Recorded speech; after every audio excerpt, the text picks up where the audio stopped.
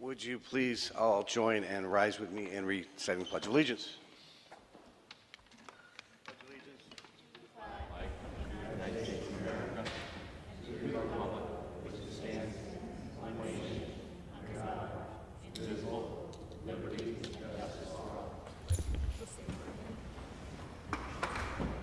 First item on the agenda is the agenda. Councilor Busher. Yes, I would like to make a motion to amend and adopt the agenda as follows. To note PowerPoint slides for agenda item 2.01 report. Jane Nodell, Chair of Senior Study Committee, regarding report of the Senior Study Committee per Jane Nodell. Note email from Robert Goulding to Alden Finney regarding consent agenda item 4.04 communication. Alden Finney regarding crosswalk at North Avenue and Poirier Place pedestrian death per COS Rydell. Amend the action for this agenda item to waive the reading, accept the communication, place it on file, and refer it to the Transportation, Energy, and Utilities Committee per Councilor Busher. Amend the action for consent agenda item 4.05, communication, David Howard regarding City of Burlington explores bringing e-scooters, to waive the reading, accept the communication, place it on file, and refer it to the Transportation, Energy, and Utilities Committee per Councilor Busher. Note final document for agenda item 5.03, communication, Robert Goulding, DPW, regarding sustainable infrastructure, a generational investment in Burlington, per Robert Goulding. Remove from the agenda item 5.04, resolution, reports and ongoing communication on UVM's progress towards housing undergraduates on their Trinity campus, Councilor Paul, per Councilor Paul. Note written communication from Darren Springer, General Manager BED, regarding agenda item 5.05, resolution energy efficiency in rental housing, Councilor Hanson, per COS Rydell. Note communication from Councilor Hanson to City Attorney Blackwood regarding this agenda item. Note Word document with track changes with proposed amendments regarding this agenda item.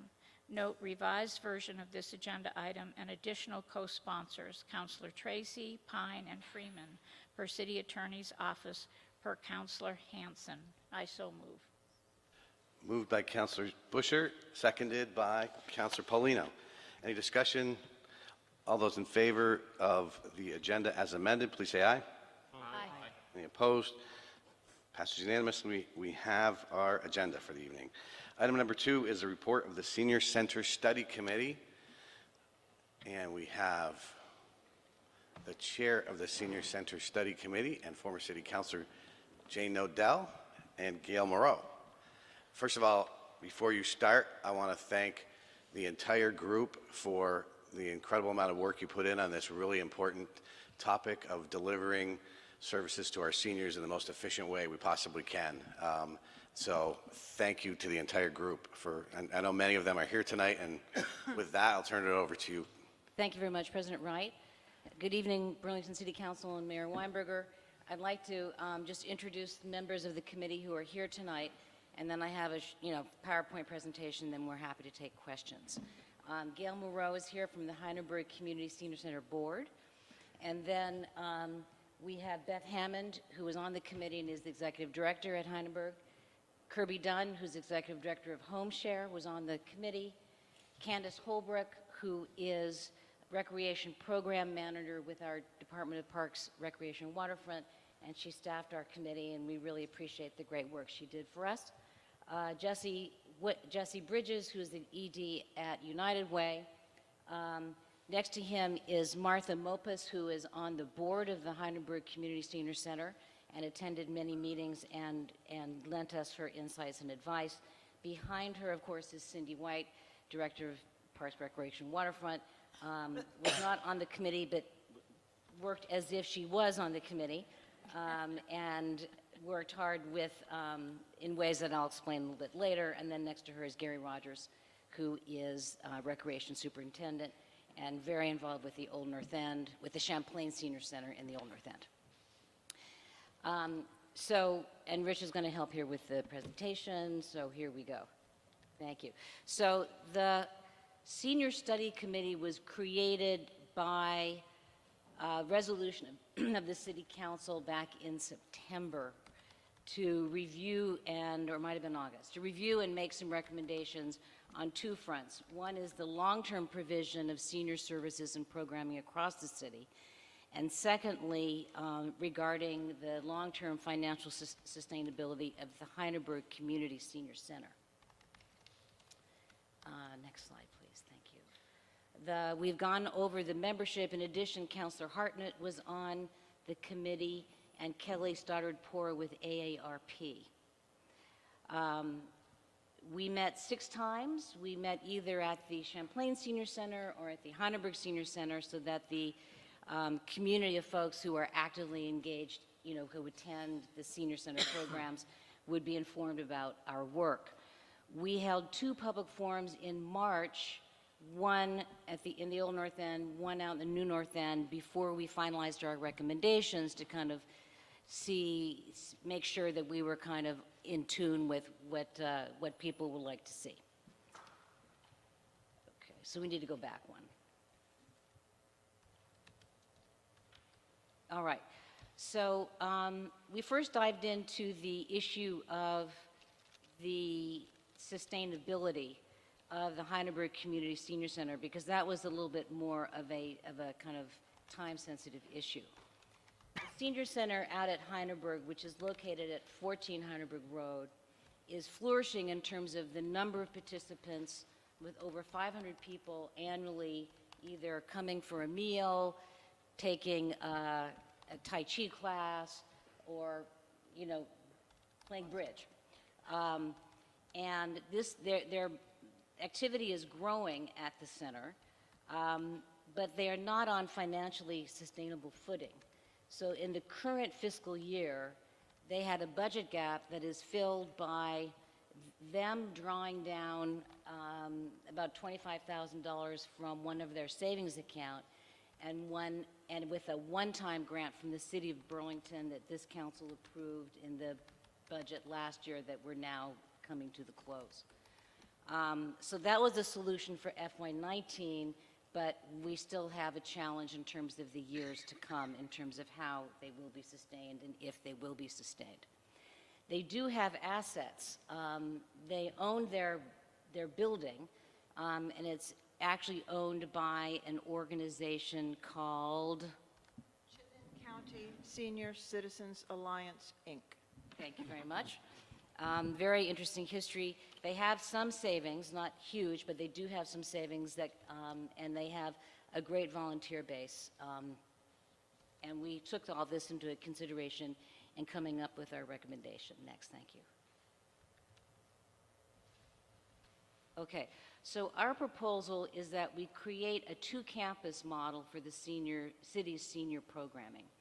So under this idea, the city would enter into a partnership with the Hydaburg Community Senior Center. And essentially, the city would take on the responsibility of the operations, day-to-day operations of the center. There are 2 current positions at Hydaburg that would be replaced with 2 new city positions, a limited service position and a kind of part-time position, kind of very flexible positions in order to allow us to kind of see how things go and to make adjustment over time.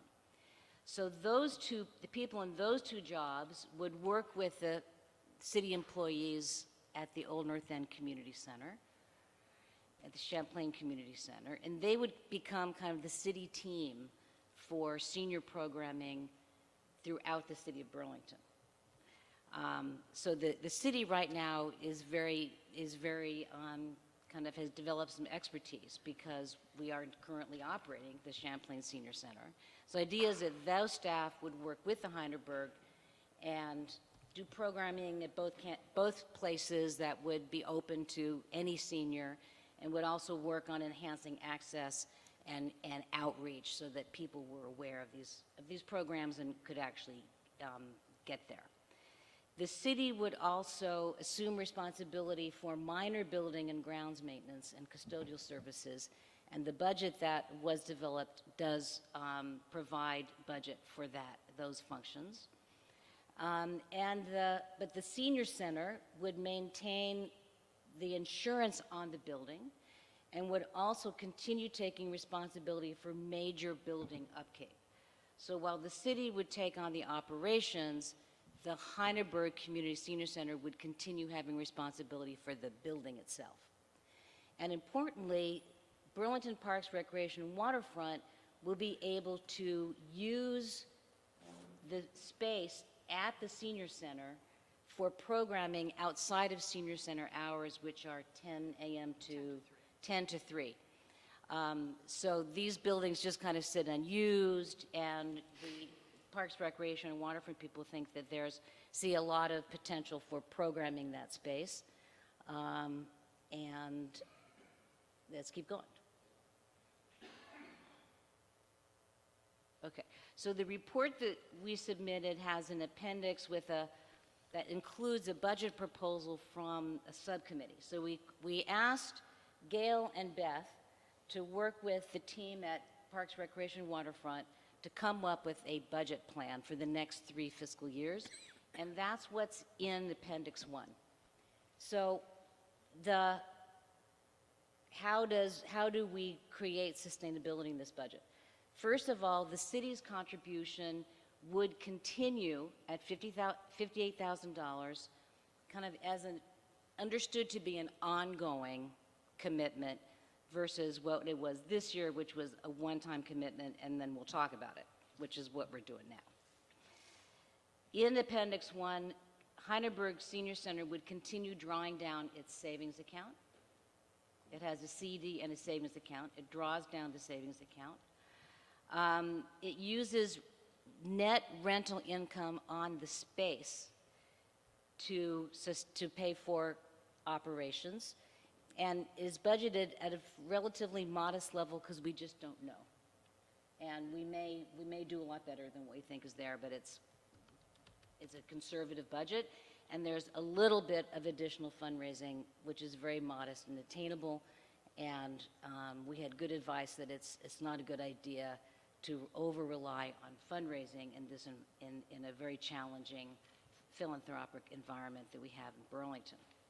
So importantly, this proposal came to the Senior Study Committee, and we decided, and this was not a unanimous vote,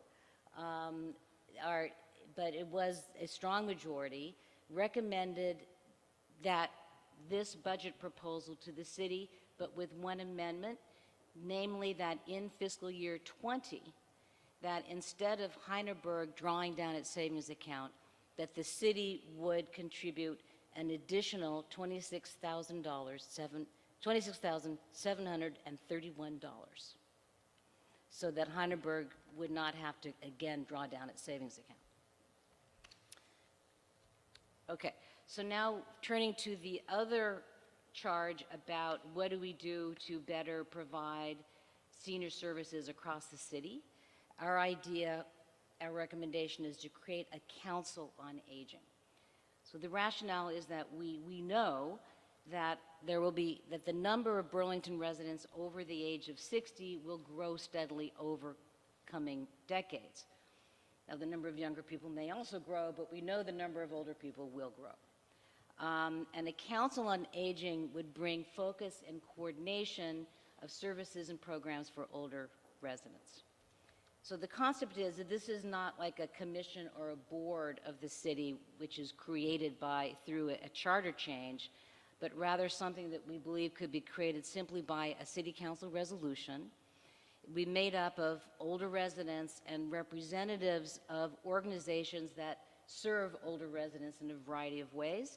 And the report has a long list of, groups that we came up with for the council and administration to consider. So the council would be kind of self-organizing, self-directing, but would require modest support from the city in terms of part-time staff support to help with just organizing meetings and getting agendas out, and also meeting space. So to wrap up, we see, thanks Rich, A council on aging is really a resource for the city of Burlington and a way to draw on the lived experience of older residents and people who are working every day to improve their quality of life in a variety of ways. Council will keep the mayor and the council informed on needs and gaps in services, figure out ways to kind of fill those gaps in cost-effective ways, respond to requests for information, and work to reduce social isolation and foster greater participation by older residents in recreation, lifelong learning, health services, civic affairs, and so forth. So that concludes the presentation. Gail, did you want to add anything? And we can go to. I'm not putting on the spot here. I didn't warn you about that. I do well with being put on a spot, but I can't think of anything that I would add. I think one thing we're very, very grateful that Jane Odell has done an excellent job as chair of this committee. And Gail, can you pull the microphone in a little closer? There you go. I'm just saying that Jane has done an excellent job as chair of our committee, and I think has really put together all of our thoughts into this well-rounded report that I'm really happy that we are submitting to you tonight. All right, thank you. Let's open it up to questions from the City Council. Councilor Pine first. Thank you, Mr. President. The question I have is, I read my packet. I believe I read this report, but what I didn't see is a clear articulation of the population served and some information, demographic information about who's served, what are their income levels. You know, what is it that if you will, if the public is, I know the Senior Center does great work, but I think we need to tell our story a little better to know what we're getting for the public in exchange for that money. So I'd like to just ask if that could be elaborated a little bit more. Maybe you could do it right now because you know probably, but it'd be helpful for us because I think the community might wonder what we're doing, that's all. Does anyone on the committee want to take that? Well, you'll have to come up for Channel 17 purposes, and for all of us to hear, you'll have to be on the microphone. And can you identify yourself for the record? Beth Hammond, Executive Director at the Hydaburg Senior Center. So from a grant report that I prepared in 2018 as well, the general numbers I can tell you, our center serves residents over 50 plus. So in the large, I would say over 50% is 75 plus. As far as income, it was roughly 35% is below poverty, significantly below poverty level. Another 30% was poverty. Moderate was 40, and then just a handful, I think 8%. I mean, I'm talking roughly because was above moderate, higher income.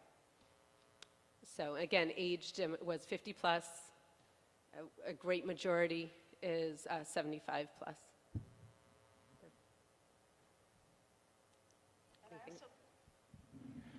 I also think that we have some good data that was actually researched by two board members from the Heineberg, and they took the latest census report and divided it by wards. And I think that off the top of my head, I believe Ward 7 will have 24.7% of our population will be 65 or older. That's just in Ward 7. And Ward 4, I believe the percentage is a little bit less, but cumulative, Wards 4 and Ward 7 was about 33% of the folks that live out, so a third of the people that live out in the New North End are over the age of 65. And a great majority of those are people who live alone, which in itself doesn't mean anything bad, but when you think about the word loneliness, this is the statistic that I like to throw out because I think it makes an impact when you hear it. The negative health impacts of someone who is lonely is the same as someone smoking 15 cigarettes a day. The impact on our community because of this statistic can be quite large. What's that, Councilor Pine? Councillor Tracy. Thank you very much, and thank you so much to the committee. Very much appreciate your work on this and bringing some concrete ways that we can support the ongoing work that's happening at the center. One of the things that I'm curious about in terms of the conversation was that, we've been hearing quite a bit about how boomers are sort of redefining the aging process, and how, if in your conversations you had any discussion around how you keep the senior center model relevant to this new generation of seniors who are coming up, and what kinds of changes you're foreseeing being necessary to really serve these populations well. That is an excellent question, Max, because it's something that I pondered for many years. Are senior centers relevant in this day and age? Well, I'm here to tell you that I now attend the senior center that I worked at for many, many years. Because it is relevant. I go to that center to take a yoga class or to take a Tai Chi class. I teach bone builders.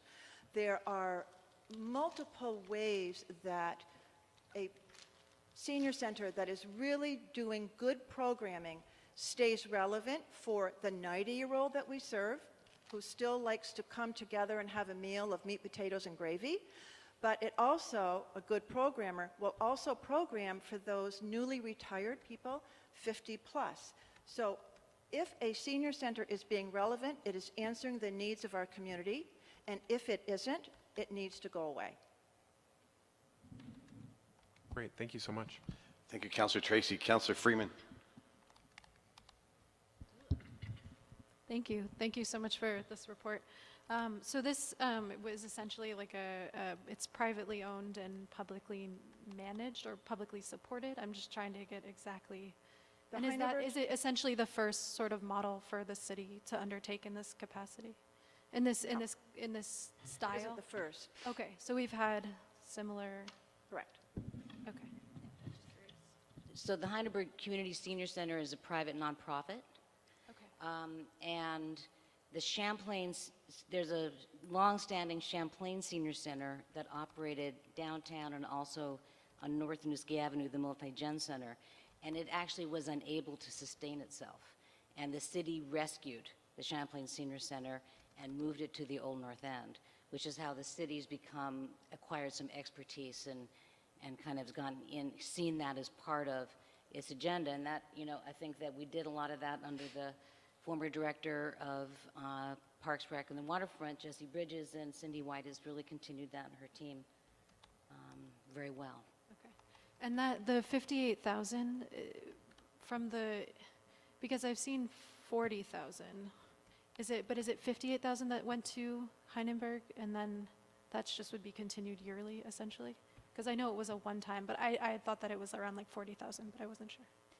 I think it was 58,000 this year, and the proposal is to continue that. Okay.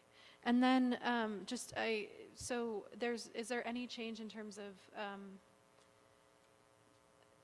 the folks who are to manage there isn't any change in terms of like them becoming city employees or any sort of changes along that lines? It would Yep. sort of maintain. Yep.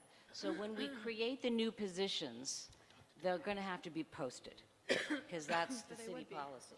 And so if existing people want to continue, they will apply and they'll compete for the jobs. Okay, cool. Thank you. And, yeah, and some of the additional... That's interesting. I was curious about that aspect. Perfect. Thank you so much. Yeah. Thank you, Councillor Freeman. Councillor Busher, then Councillor Jang, and then Councillor Shannon. Councillor Busher. Thank you. So I'm really pleased that the city is looking at the senior centers. Collectively, I know, I was going to say Councillor Nodell. Jane referenced that, but I think, this is for the mayor, I think we should be talking about cradle to grave care in Burlington. And so we've put a lot of energy, and rightly so, into early education and child care, and I wouldn't take a penny from it. But I don't think we've done as well in looking at people that we want to stay in our community, that want to age in place. And I think that's what we're talking about here. So this is really important. And probably it's really important to me because I think, I know, I'm the oldest member of this council. And I am a baby boomer also, who just retired at the age of 72, but I did retire. And so I just want to disclose that, this is relevant for me and for some of the people that I know and work with. So I do have some questions. At the Hydaburg, how many people do you serve? Do you know how many people actually use that center? Over the course of a year, 500 different people. 500 different people, okay.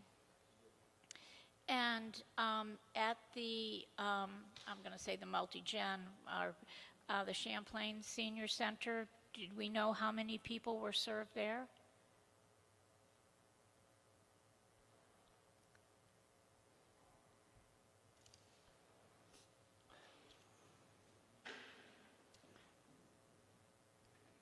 The number is close to 800. That accounts for special events as well. So around 800 individuals. Okay, But okay. some are one-time, special event individuals. Okay, thank you.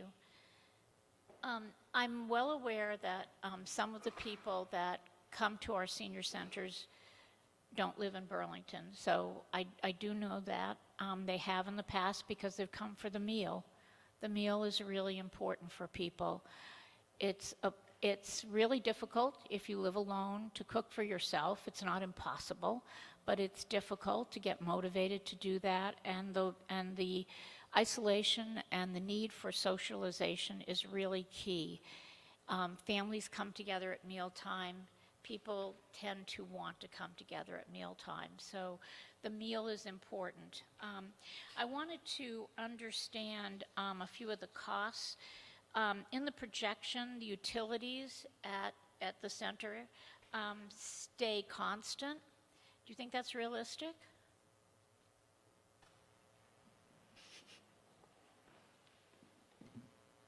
Councilor Busher, this is kind of a rough draft. Okay. It's now going to be in your hands.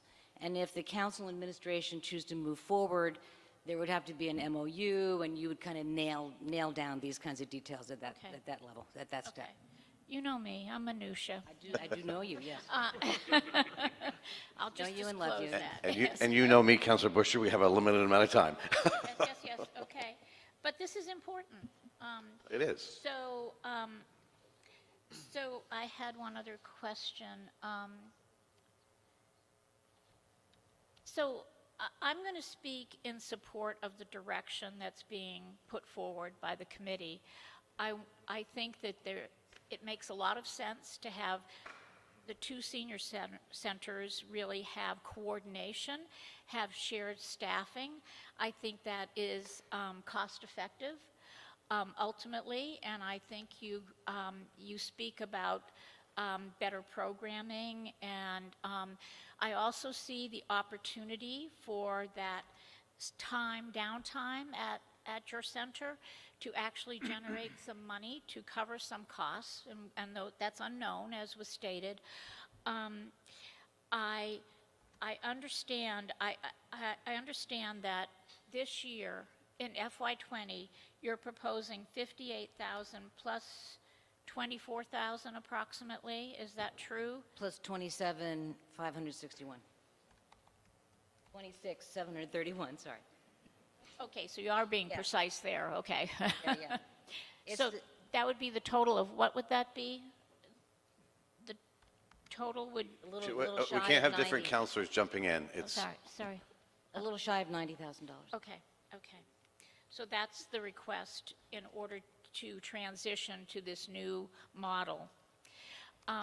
President Wright, I do have one question. go ahead.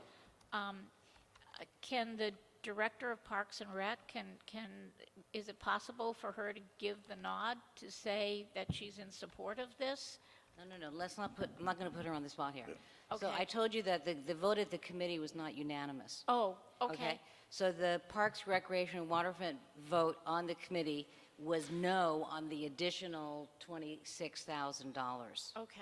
Okay? Okay. But they are on board with what's in Appendix 1, which was the kind of joint recommendation, what the two groups could mutually agree on, Okay, that came to the committee. all right, okay, all right, thank you. Thank you, I'm Counselor. done. Thank you, Counselor Busher. Counselor Jang, then Shannon and Mason. So I have 3 questions, and before I want to make a comment. And the first comment was, I attended the January 16 committee meeting and was impressed. Reason why I invited Gail, Jen Odell, and Cindy to Ali's Corner, CCTV Channel 17, to talk about this further.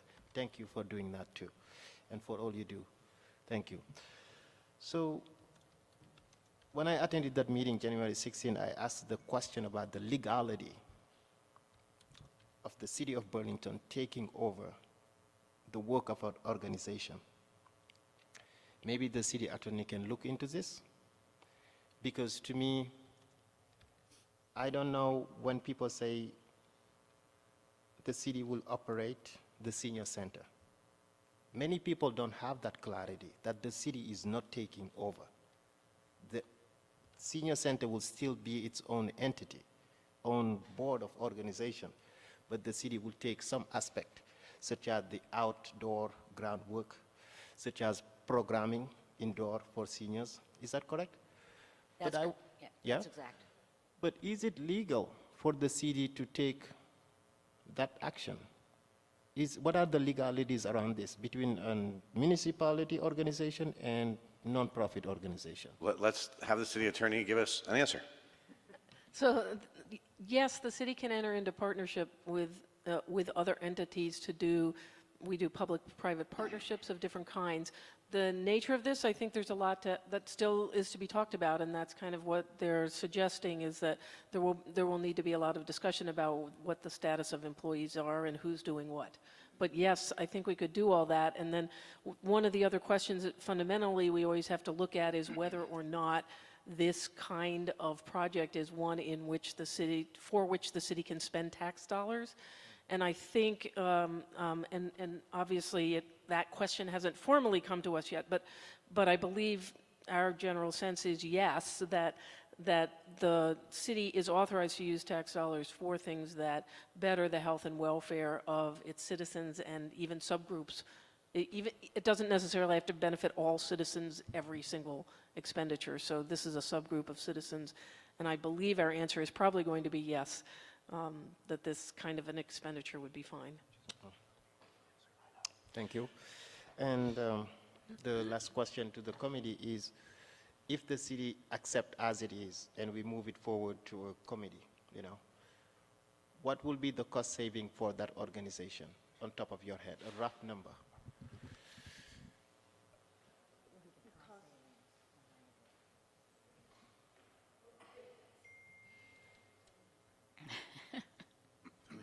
Chair, that would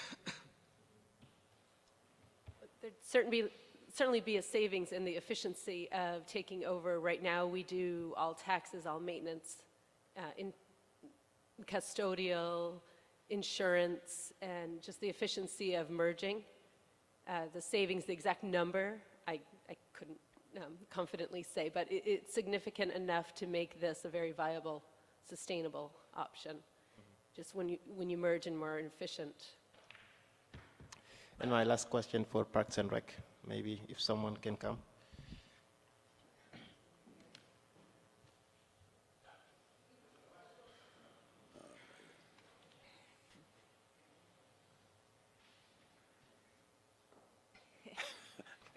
One of us will get it right. revolving chairs here. Yeah, your work with the Champlain shouting is inspiring. But do you think both models are the same? What we're trying to do with the Heinsberg will it be the same model as the Champlain housing?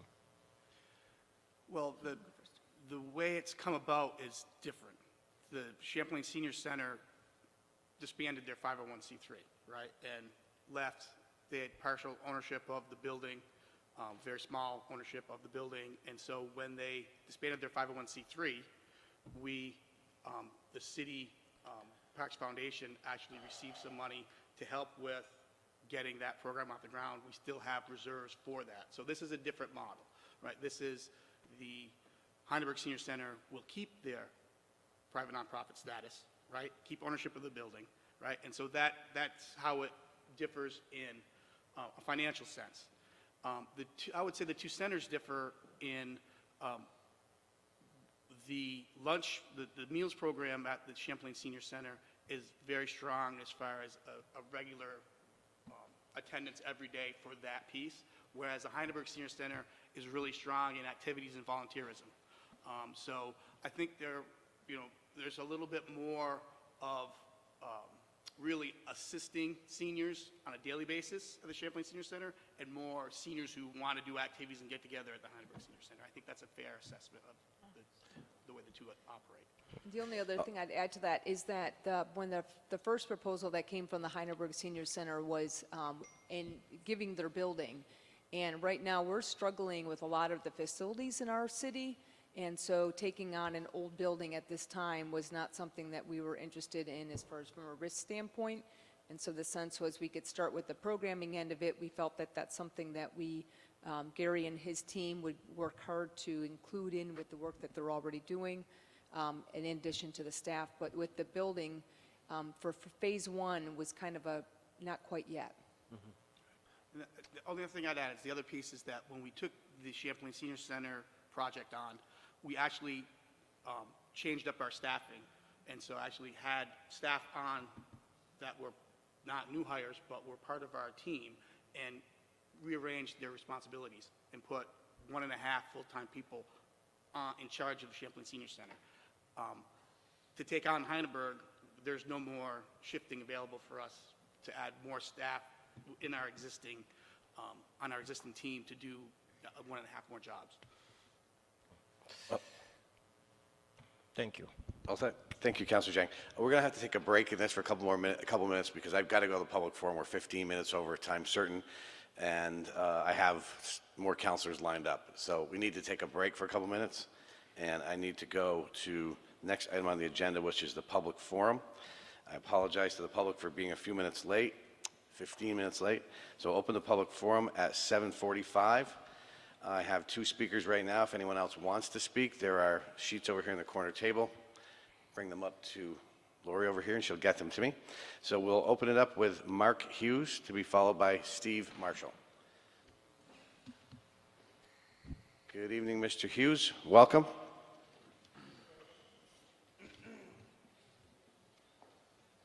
And I think you probably know, but there's a timing system in front of you, and when the middle light goes on, you're down to about a minute maybe, and then the red light, you have to conclude. So with that, you have the floor.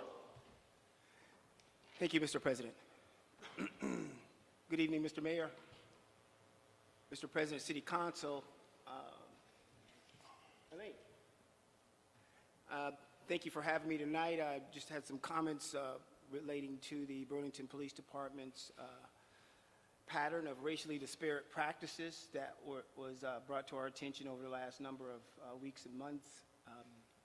And I wanted to offer to you tonight just an official statement from Justice for All. We did support the statements and demands of Black Lives Matter, but we did want to stand independently with our own statements as well. And You gotta, sorry, Mark, you got to stay on the microphone because we can't hear you. You're drifting off there a little bit. Am I doing a little better? Yep, perfect. So in the next 2 minutes and 11 seconds, what I'll do is I'll give you that statement. The latest tragedy in the pattern of racially disparate practices of Burlington Police Department is a symptom of a larger problem, the inability or unwillingness to effectively address overt and systemic racism in Burlington. That would also include, obviously, across the state as well as the nation. African Americans are still engaged, arrested, convicted, and incarcerated at disproportionate rates in Vermont. The data tells us that the Burlington Police Department and the Chittenden County State's Attorney are leading contributors to this unfair truth. In addition to the destruction of lives, the breakdown of trust, a diminishing public safety posture, unconstitutional policing distracts us from the problem of which it's only a part. The Vermont Attorney General and the Human Rights Commission Task Force, Act 54, 2017, Racial Disparities in the State Systems Report, Act 54, State Systems Report, indicated that, quote, in addition to the likely related, I beg your pardon, in addition to and likely related to the income disparities, racial disparities have been documented in each of the areas identified in Act 54: education, labor, employment, housing, healthcare, and economic development. So last year, Vermont adopted Act 9, a law creating a racial equity director and a panel with the cabinet level authority. The state legislative intent and the General Assembly was to promote racial justice reform throughout the state by mitigating systemic racism in all systems of state government and creating a culture of inclusiveness. Burlington is the largest city in Vermont with the largest number of African Americans. It's faced with a unique responsibility, and that is Burlington must take decisive steps to dismantle systemic racism and aggressively respond to all forms of overt racism.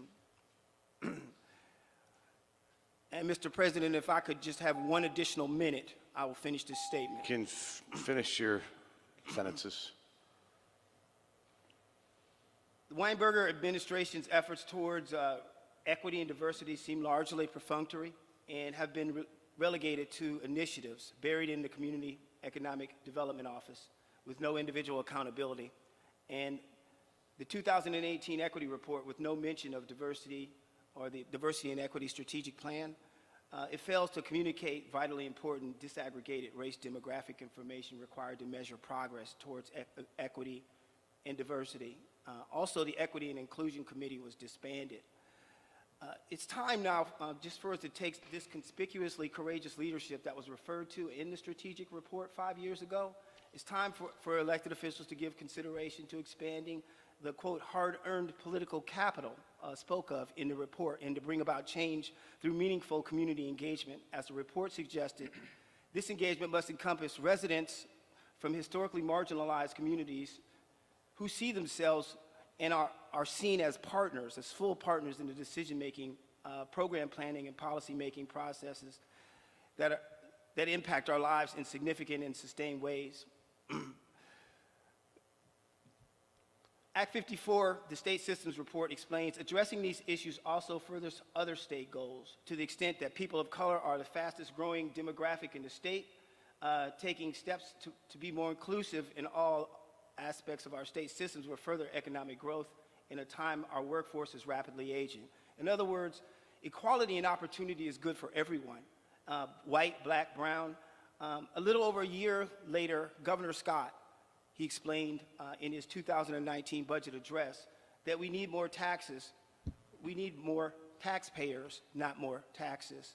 Maybe the governor was trying to tell us something when it was within this context that he reminded us how we treat each other in our communities is important, and to reject hate and anger in our interactions and to have courage to do what is right as opposed to what is easy. Now's the time for Burlington to do our part. History has taught us that racism doesn't just go away. The privileged always finds safety in silence. So today, we need a concerted effort of community and elected appointed officials and organizations to bring about change to enable us to dismantle systemic racism in Vermont and in Burlington. So we call on the Weinberger administration to bring about the full bear of the city's resources to address these efforts. And these are the three things that we're asking for. Are you almost done? I am. Establish a diversity, equity, and inclusion committee as a standing committee of the City Council charged with oversight in the implementation of the Equity Strategic Plan. Create an Office of Racial Equity and Civil Rights charged with addressing matters surrounding systemic racism, mitigation, and civil rights. And create an Inclusion and Racial Equity Commission comprised of impacted community members appointed by the City Council to ensure stakeholder ownership. Now, Governor Scott concluded in 2019 his speech with these words: "The best comes when we are guided by our core beliefs." It's our hope that our collective core beliefs enable us to make Burlington a place where African Americans are not just safe. Burlington, Vermont should be a place where African Americans, just as all people, thrive and prosper, and there's justice for all. Thank you, Mr. President. Thank you, Mr. Hughes. And just to be clear, I was able to give you a little extra time because we only have 2 people speaking. If it was 40 people speaking, I wouldn't have been able to let everybody do that. Steve Marshall is up next. Good evening, Mr. Marshall. And we now have one additional person, J.F. Carter Newbiser. Good evening. Good evening. Welcome, Mr. Marshall. Thank you. It's kind of an emotional moment for me because I wanted to speak to you about something that I'm very passionate about. As everyone in the council is aware, I'm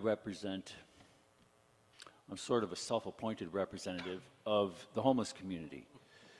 And what I'm hearing in the homeless community is that they feel under siege. They feel unwelcome. And I would like to take a few minutes, and Mr. President, I hope you'll indulge me if it takes me more than 3 minutes, because... I can let you go a little over, but we do have a Understood. lot of Thank people you. waiting that are here Thank for you. another issue, so Thank you. I can let you go over a little, but it can't go a few minutes over. So, the community is, we have a little problem with that. There are folks who hang out in City Hall Park and like to drink and smoke, and that is the community impression of the homeless community.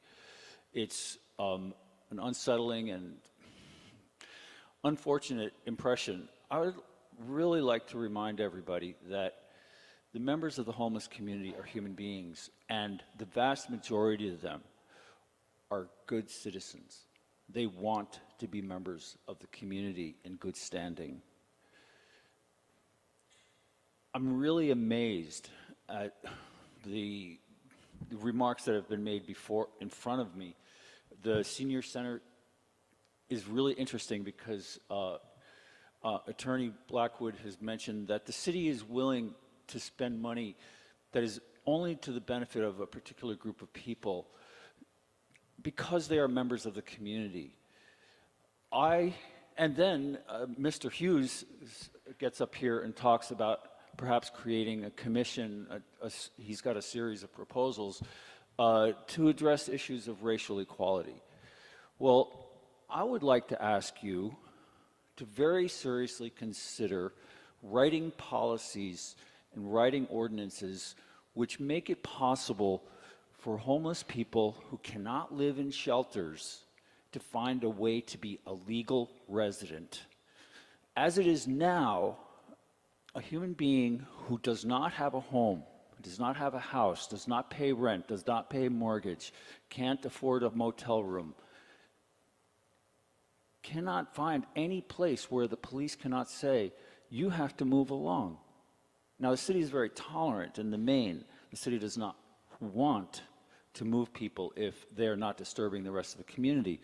But there remains this dark, dark shadow over the life of a homeless person living in camp because they are afraid that they're going to be removed from where they live.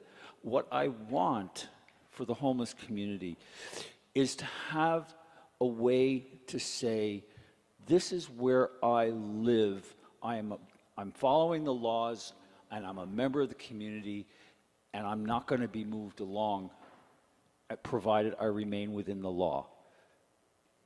Thank you. Thank you, Mr. Marshall. Wrap it up tonight with the public forum with J.F. Carter Newbiser. Good evening, Mr. Newbiser. Welcome. Thank you for having me and for taking the time to let me speak.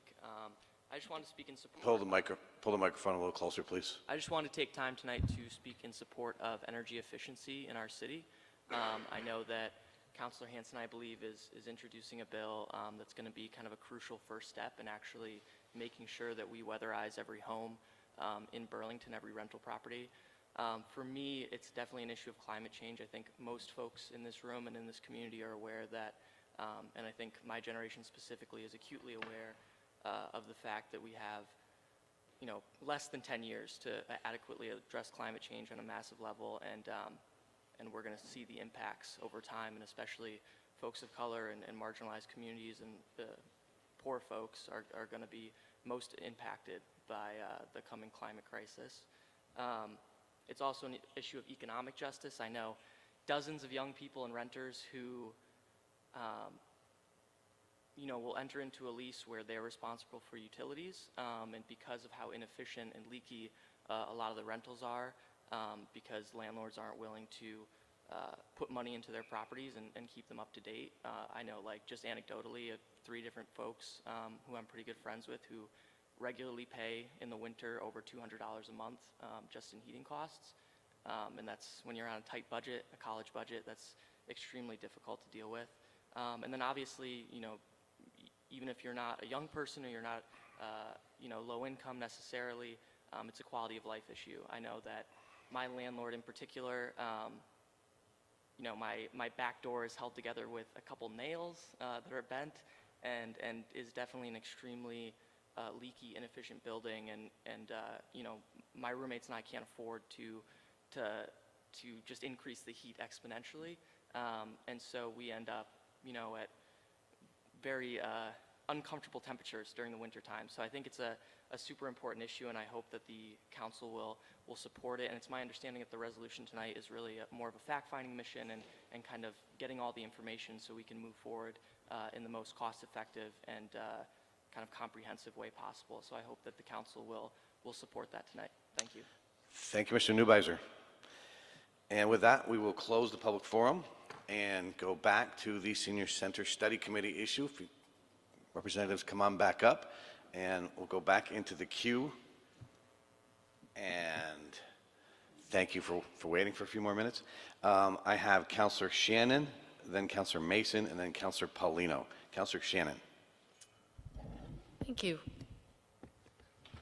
I'd like to thank President Wright and Councilor Nodell and Councilor Hartnett for initiating this effort. And I do agree it's very important, and we have a lot of seniors in our community, and we want to provide the best service to them that we can.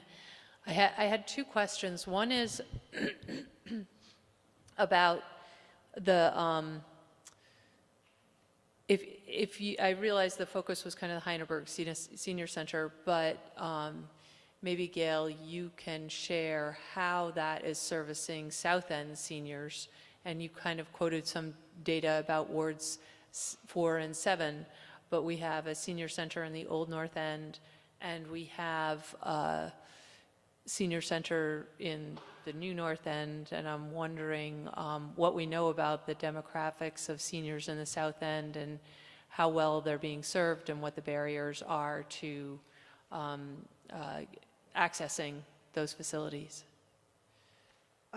You brought up a very important question, one that we talked a lot about in this committee in our meetings, because what we realize is, and what this opportunity of joining forces is going to give us, is the manpower to really program and get the word out, especially with establishment of a council on aging, really to get the word out to all. We're concerned about all older adults in our community, and we realize that there's no site in the south end of our town, so it's not as easy to identify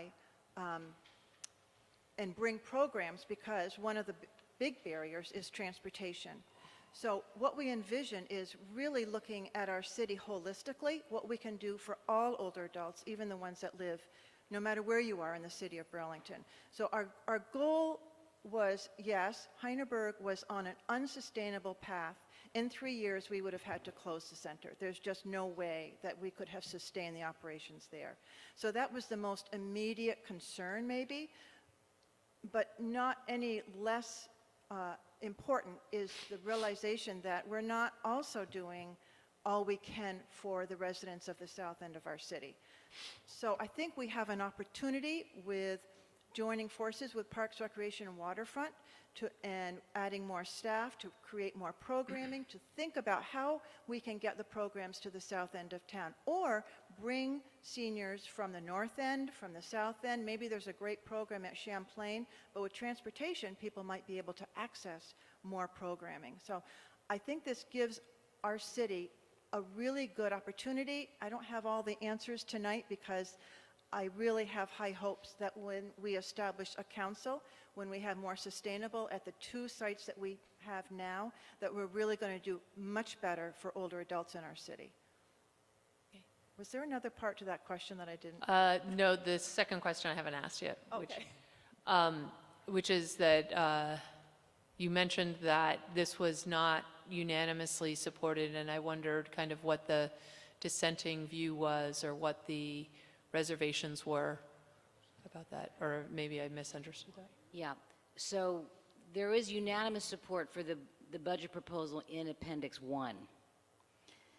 What had one dissenting vote was the additional about $27,000 in FY20. And the reason for that was that the voting rep from the city felt that they thought that it was best to leave it at the $58,000 that the city currently contributes, and it is meaningful if that becomes more of a kind of an ongoing obligation. That is, a meaningful step forward for the city. So that was their position. Okay, thank you. Thank you, Councilor Shannon. Councilor Mason, and then Councilor Paulino. Thank you, President Wright. Thank you, former Councilor Nodell, and to all the members of the committee for sort of bringing this issue for more of a public discussion. I have a specific question, Jane, knowing on the budget.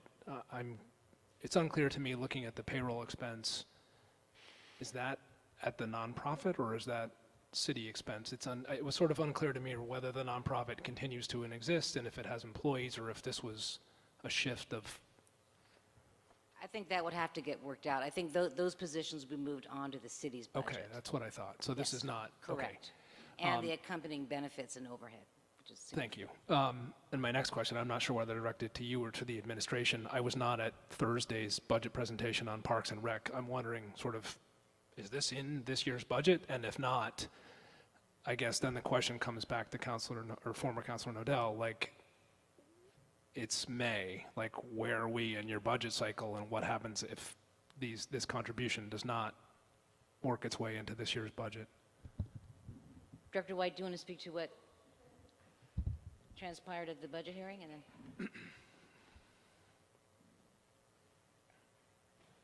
So if the additional, the city's committed the 58,000, that's in the budget. Okay. So it's the additional $27,000 and change. Okay. If that doesn't make it in, and the Hydaburg is still ready, and the senior committee says we still want this to happen, then the first year would have to come out of the Hydaburg savings account for this to happen. So they'd be tapping into their account, but it would be one where likely you'd have to work with the CT office, because it would be the revenue coming in would equal the expense. So it would be a sort of a net neutral budget.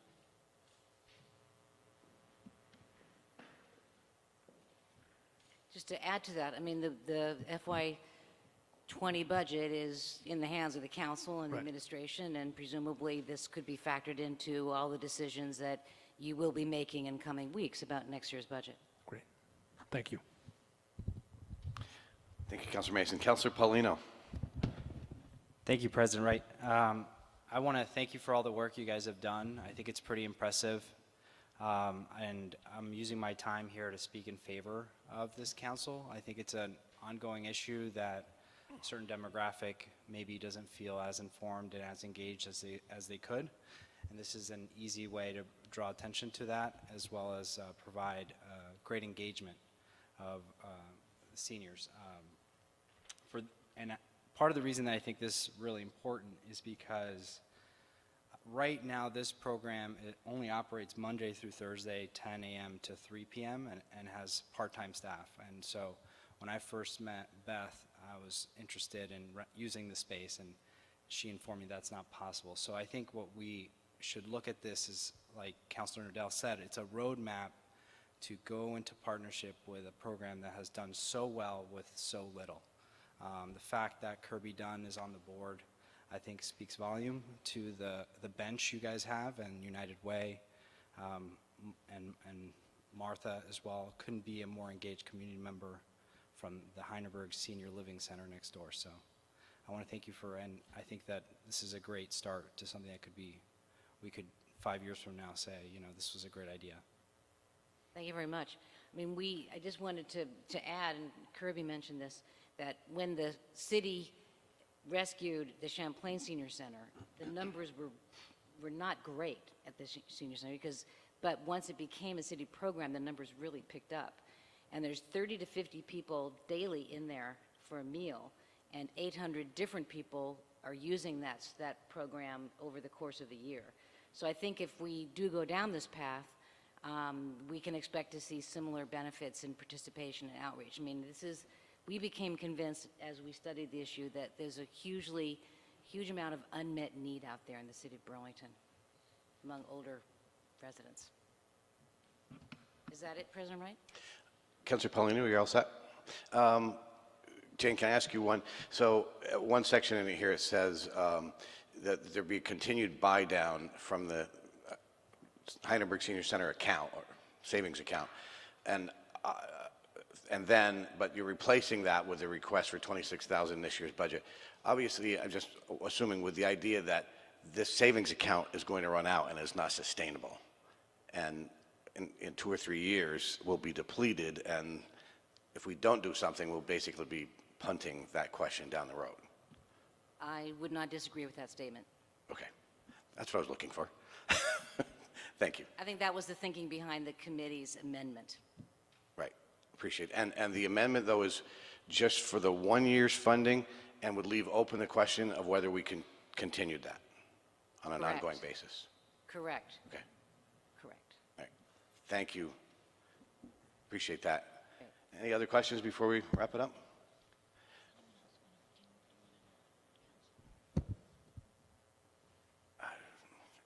Is there, Councilor Pine? Are we going to discuss this as a council after this, Mr. President? Not tonight, but we will be discussing a path forward, which part of it is in the budget process, and then part of it is in another way for us if we're going to create, for example, the Council on Aging, which I personally am, as Councilor Paulino, I think, just said he was, I'm a big supporter of. But we will not be, it's not on the agenda for a further discussion on this tonight. We will be, there will be actions that need to be taken, of course, one possibly during the budget discussions, and then there would need to be some action taken to create a Council on Aging if that's what we want to do, but not tonight. I'm going to just ask if there's anybody else that served on the committee who would like to say anything to us tonight. Okay. Councilor Busher. I would like to move to refer this report to the Finance Board for the budgetary component to be discussed regarding whether we are going to, what amount of funding will be dedicated to the Hydaburg Club.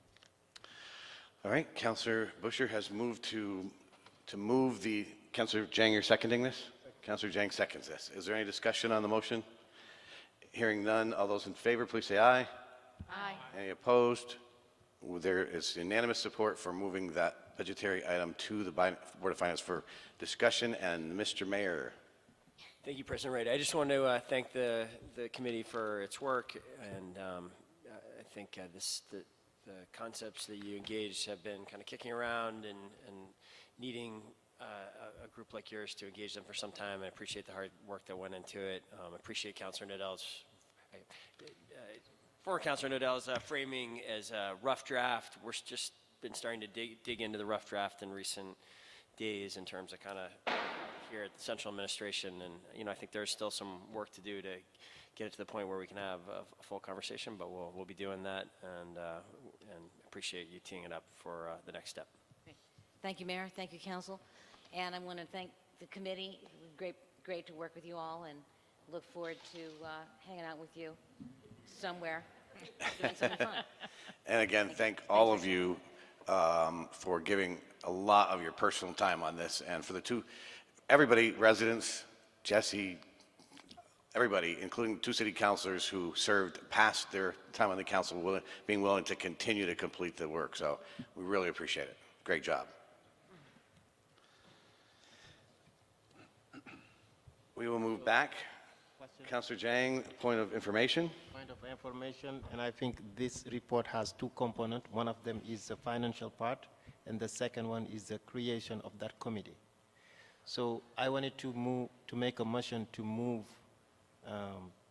the creation of the committee to the CDNR. Is it something we should be able to do today?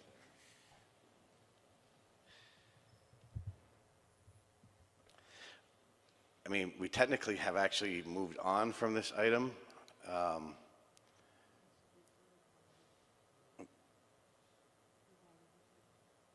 We've referred the budgetary item to the Board of Finance.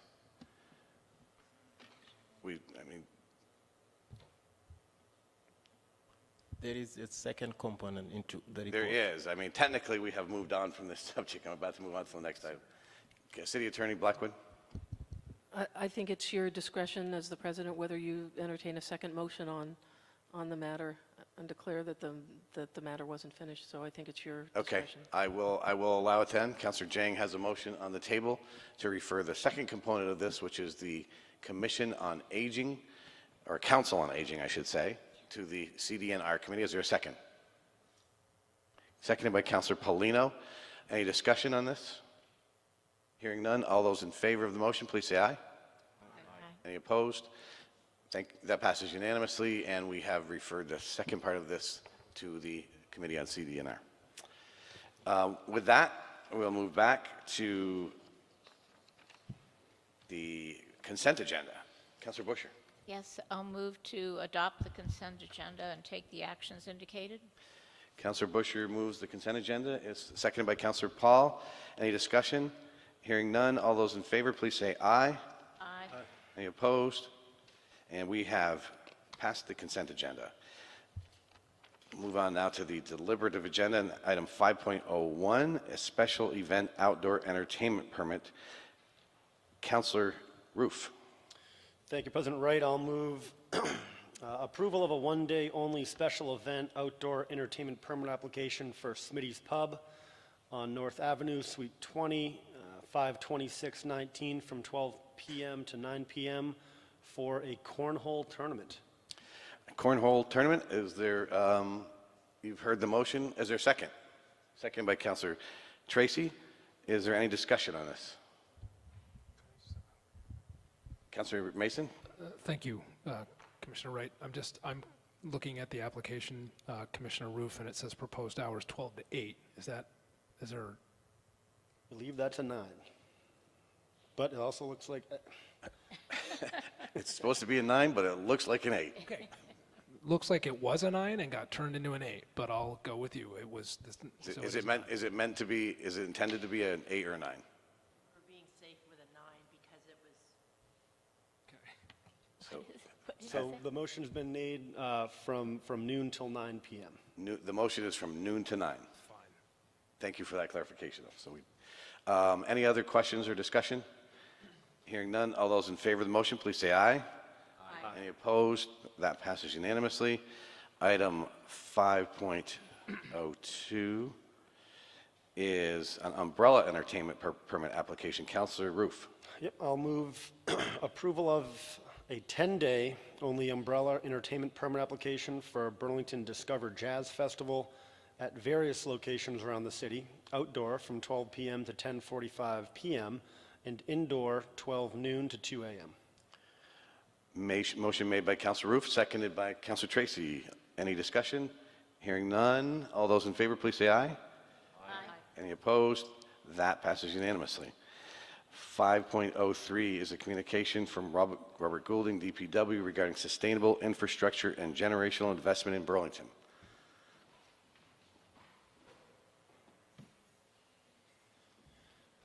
Good evening. Welcome.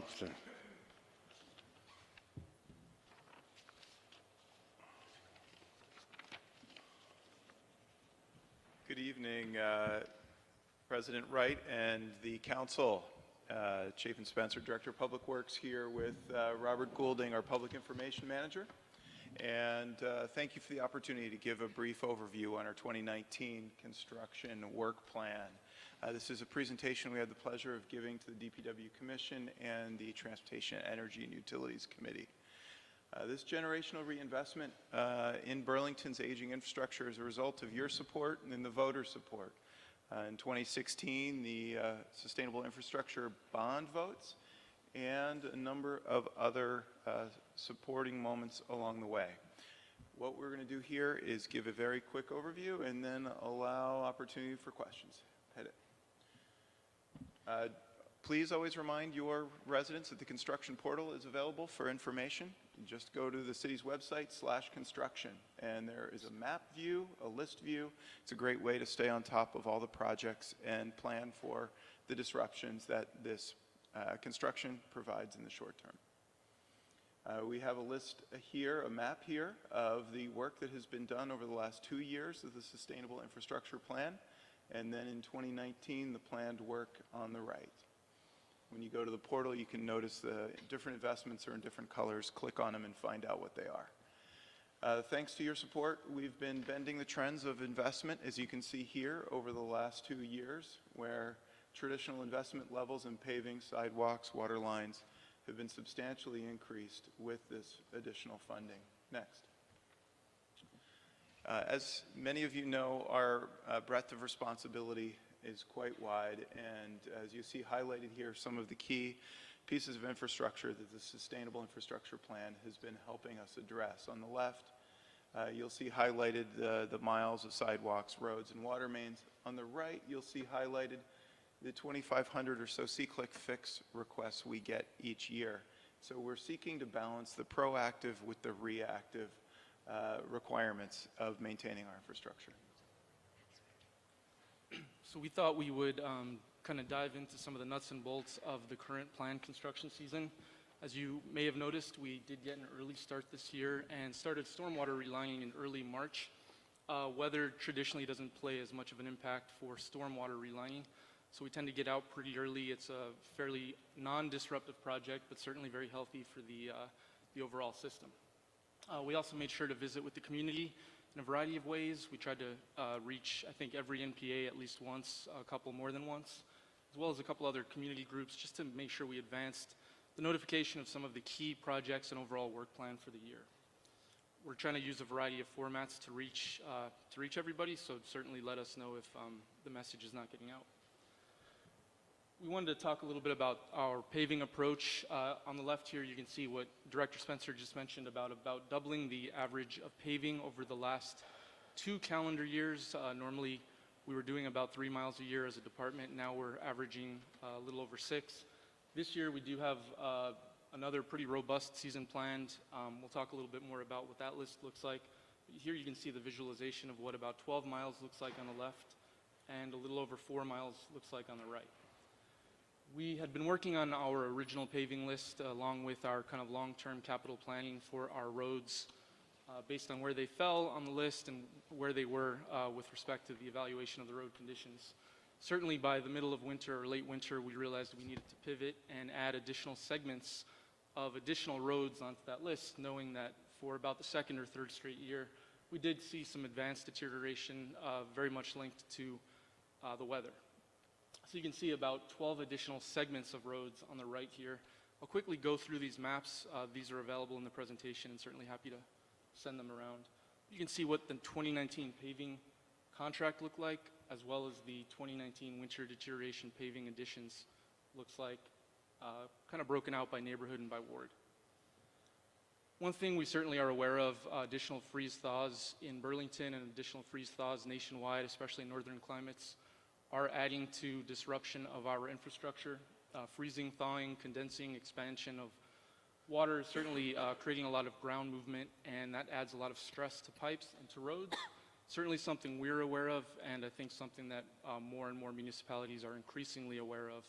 So while this plan, the Sustainable Infrastructure Plan, and the work the city has been doing is important to combat that, we're certainly mindful of the fact that potholes and other utility damages are certainly potential when the ground is moving a lot more.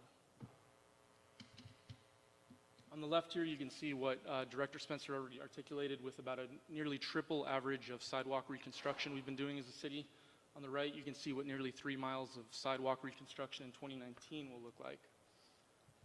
And what you don't see on these maps are about 1,000 additional segments of sidewalk that was shaved down during some really aggressive preventative maintenance diamond cutting over the last few years. You would really see a sea of red all over the city.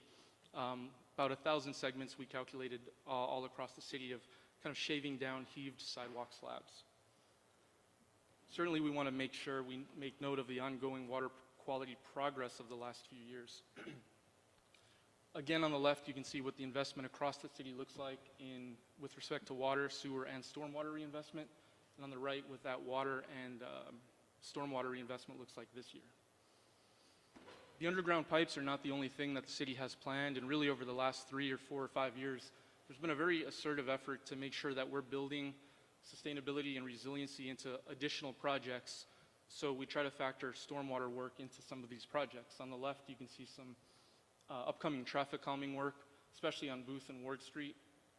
In the middle there, you can see a subsurface stormwater infiltration system that will be installed in advance of next season's paving on Allen Street.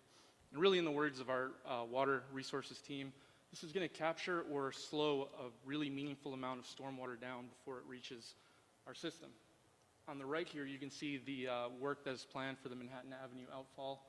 Probably the highest risk of failure of the outfall system, and the first that will be funded under the Clean Water Resiliency Plan. And speaking of the Clean Water Resiliency Plan, which voters approved in November, there's quite a bit of work planned and quite a bit of work that has been underway since the passage of the plan. You might recall last week at City Council voting to authorize a couple key contracts to continue that work. In addition, and upcoming for additional information will be a $1 million award in non-matching money that the city has received to construct 12 really critical green stormwater infrastructure projects across the city, really focusing in one of the more problematic areas, with half of those projects planned in the Pine Street CSO area. And we want to make note of some of the really positive transportation, safety, and connectivity projects that have been planned or have been implemented, and where the implementation stands with some of the key projects. You can take note of the 23% increase in bike lane miles since adoption of planned BTV walk bike. A couple additional segments are either planned or planning process is underway right now. Also 9 quick build projects to enhance pedestrian and bike safety. Speaking of quick build, we will be transitioning from our first quick build to construction project this year, planned at the Five Corners intersection with curb extensions, curb ramps, and a crosswalk to take a kind of permanent hold in that location. Additional implementation of long-term plans that have been in process. You heard a little bit about the North Ave crosswalks earlier tonight during the communication segment of tonight's meeting. 5 crosswalks are planned, many of which are currently underway. We will be pausing construction at a certain point to await delivery of some some lighting poles, at which point the construction will wrap up with line striping later this summer for full installation of 5 RRFB, the flashing beacon crosswalks on North Avenue. Additional work that's being planned from kind of long-range planning and implementation, another RRFB project and curb extension at Chase and Colchester. And might have left a couple slides off there, but those are some kind of key highlights of the transportation program. And just very quickly, there are 2 really significant transformative projects planned for the downtown. St. Paul Street, a 2-block transformation of the streetscape. It'll be far more pedestrian friendly, ecologically balanced. A lot of key upgrades to the entire kind of asset class of St. Paul Street underway right now. And City Hall Park, certainly renewing a key public space, one of the most, if not the most visited public space. Construction is currently scheduled and is being planned by the Parks, Recreation, and Waterfront Department with help from us, but is underway to be kicked off sometime in mid-July, and I'm sure they are planning many additional communications for you about that. And in advance of work at the wastewater treatment plants, we do want to make note of some tours we are giving at our wastewater treatment plants on the 3rd Thursday of the month in every month up through October. So we really encourage you or your residents to come by to see what the plants look like. And you'll get some detailed information about what the voters voted on in 2018 and what work is being done. And thank you very much for the opportunity. Thank you. Questions? Councilor Mason. Thank you, President Wright. First, I want to publicly thank both of you. I know your job is not an easy one, given when we're in construction season, and I want to personally thank you for not only getting back to me, but all of my constituents' inquiries in a timely efficient manner. It really does go a long way. I know it helps. Information is key. There's a lot of frustration based on just not knowing what's going on, and I know you both work, whether it's 10 at night, 5 in the morning, you guys always get back very quickly, and I really appreciate that.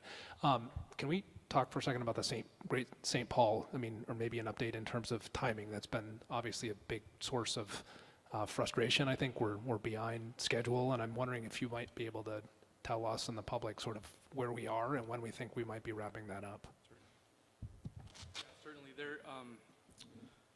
Like I said, this project will bring quite a bit of benefit to the public, to the businesses, the commercial vibrancy, and just the sustainability of that infrastructure. There's a meaningful amount of stormwater work being done on that street that brings a benefit to everybody. There have been some key challenges on that project, as I think everybody's aware of. Some existing conditions on the soil, some underground storage tanks we found, some coordination with utilities just to make sure that everything's lined up properly to be able to advance to next phases of work. Right now, that project is planned through the end of August with a potential minor extension beyond that. We had a fire service break at the northern block, as I mentioned, some additional coordination. We learn more and more every week. We meet very extensively as a city with our project team, which includes an inspection service that we keep on site as well as the contractors. So I'll have a better update this Thursday, but right now we are planned through the end of August on that project. Soil cells recently have been installed.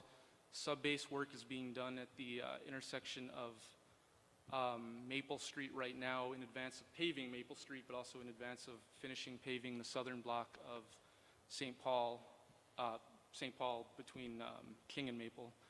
And sidewalk demolition has been going on, and that will slowly be rebuilt through August, which will be arguably the most disruptive part of the project is you're demolishing concrete and then rebuilding the concrete.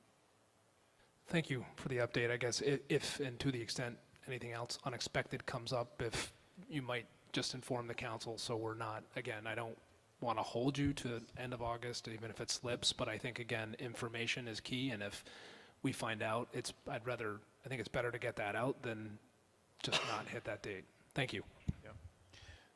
Thank you, Councilor Mason. Point well taken on that. Councilor Busher. Just a quick, going back to your winter list of segments of the following that were not in the plan. Am I to understand that these will be addressed this year? Nothing's happened yet, right? That is correct, and these are extensive patches. These aren't complete curb-to-curb repaving of these streets. So the reason I asked is, went down to Gardner Supply, almost lost my car again. So in the end, so I just wanted to make sure that you hadn't patched and it hadn't washed away or anything like that. We're targeting June. I can't tell you about the other components. I was just identifying that first street. What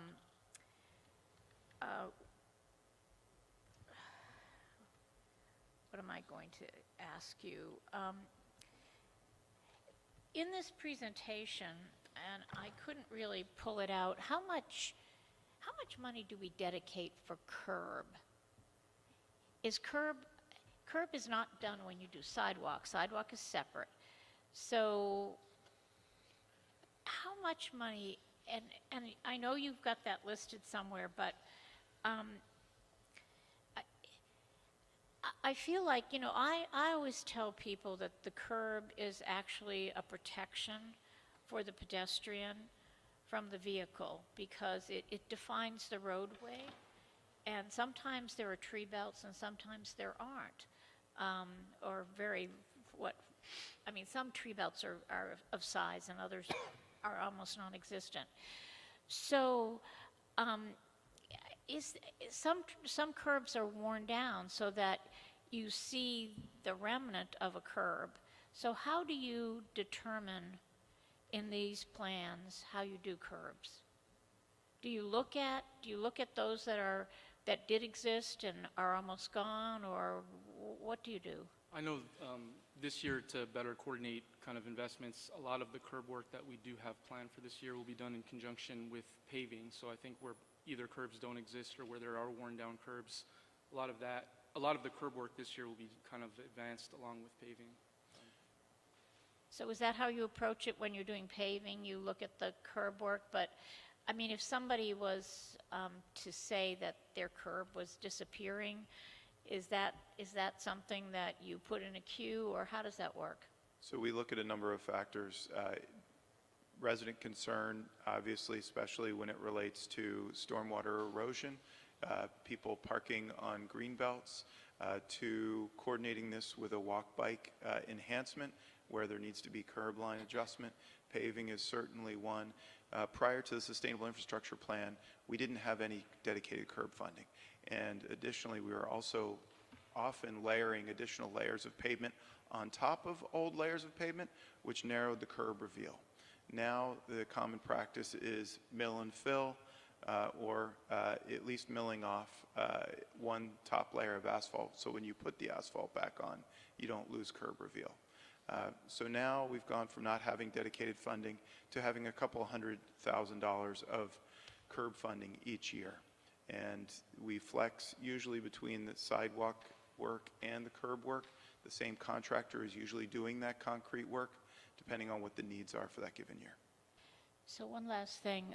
I learned from a house going for sale in my neighborhood that they had off-street parking for 2 cars, but it was tandem. And what they did was got approval to widen their driveway or parking area.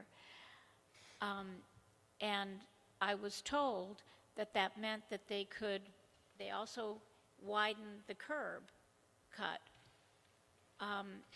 That doesn't go through any process, really. And so if you do that, if all of us looking at your streets that you live on, if people did that, you would put pedestrians at risk. And so I was surprised to hear that there's no process that identifies that. And what this particular house did was the curb wasn't removed, they just drive over it. So can you speak to that? We do have a curb cut permit. I can research the specifics of what happened. I'm not looking specific, I'm looking more generically. Right.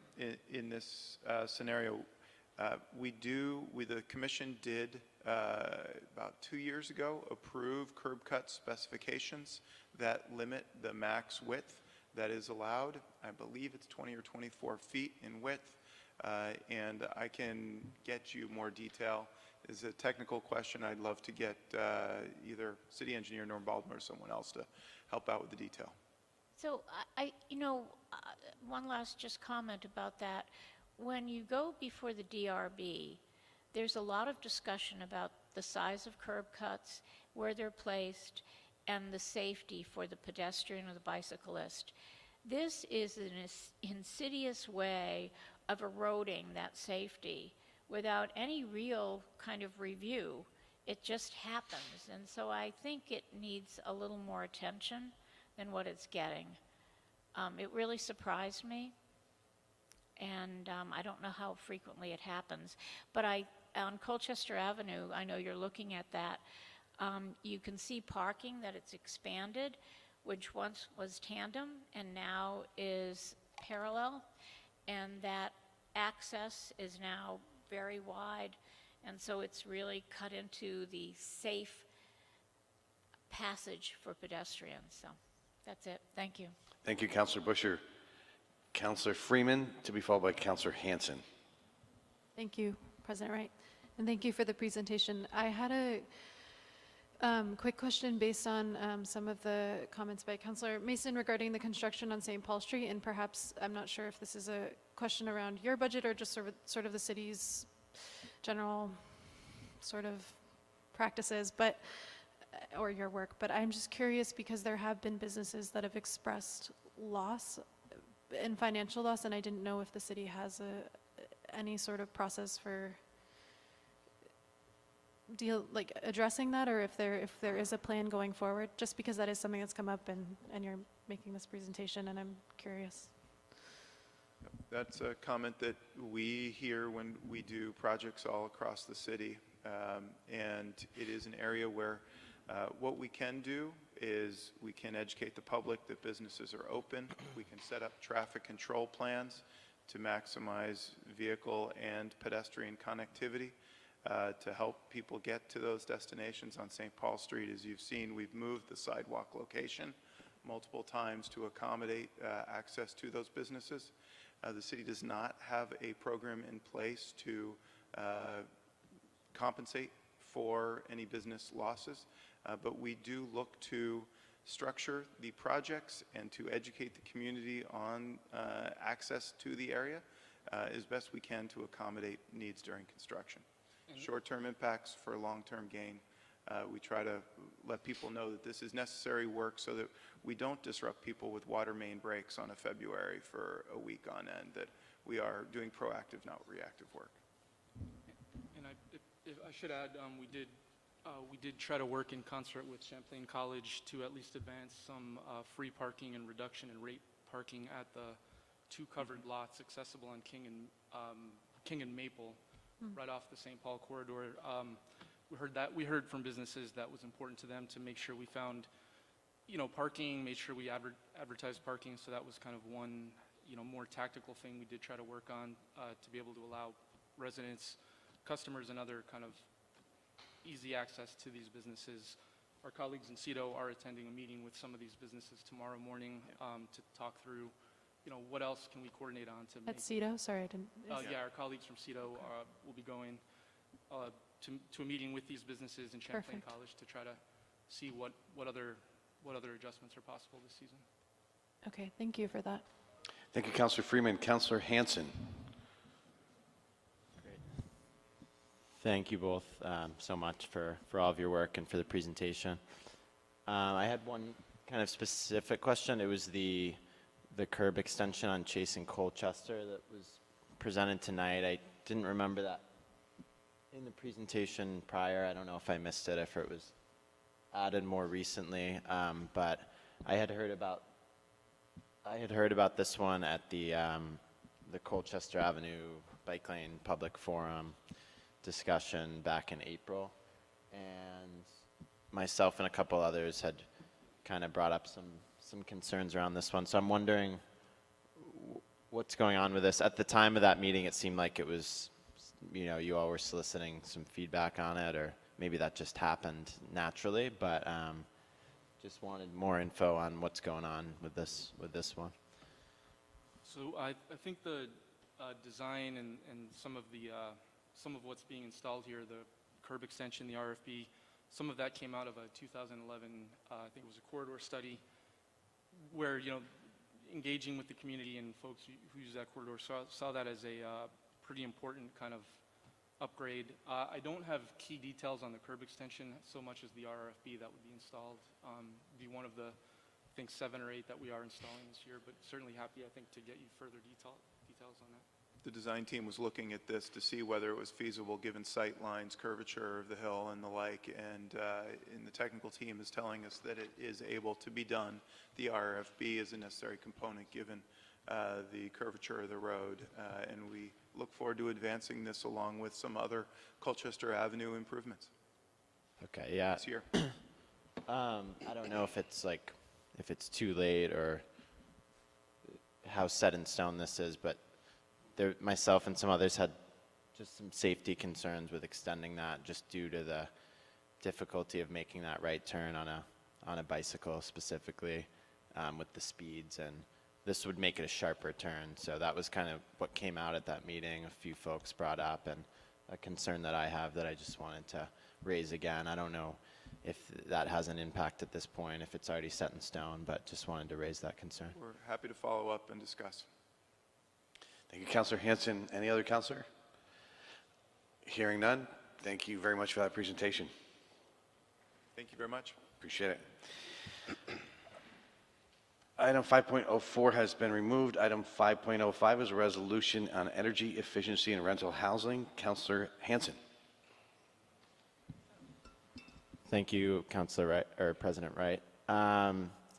So this item, you'll notice that today there were some additions there is a revised version at the bottom attached document. So I would move adoption of that revised version, city energy efficiency and rental housing requests to BED and code enforcement revised.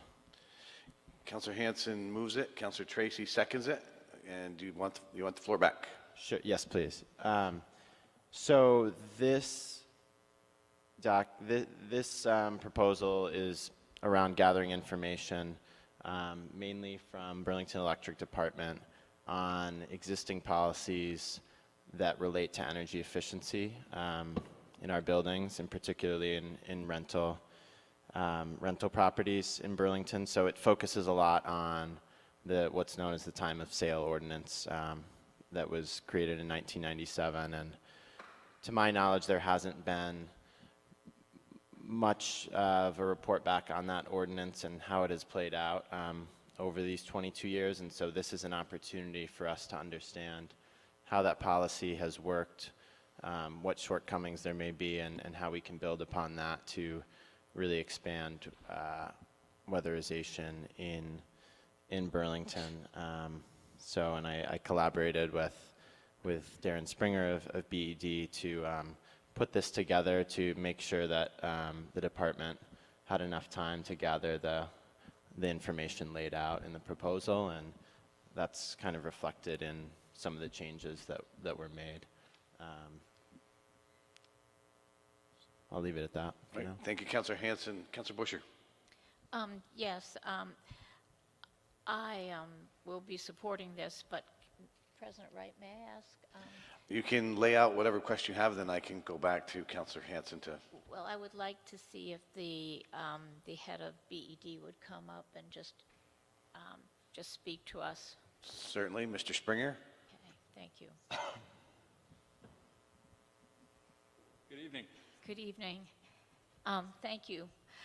I had read your communication, which was attached to the original resolution, and I just want to make sure that you are in sync now with the amended version.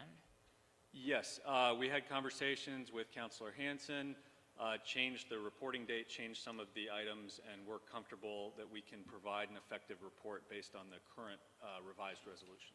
Good. So I just wanted to note that the time of sale ordinance and energy efficiency actually was rooted in Ward 1 with Beth Sachs and Blair Hamilton. And they were really ahead of their time, really looking at energy efficiency.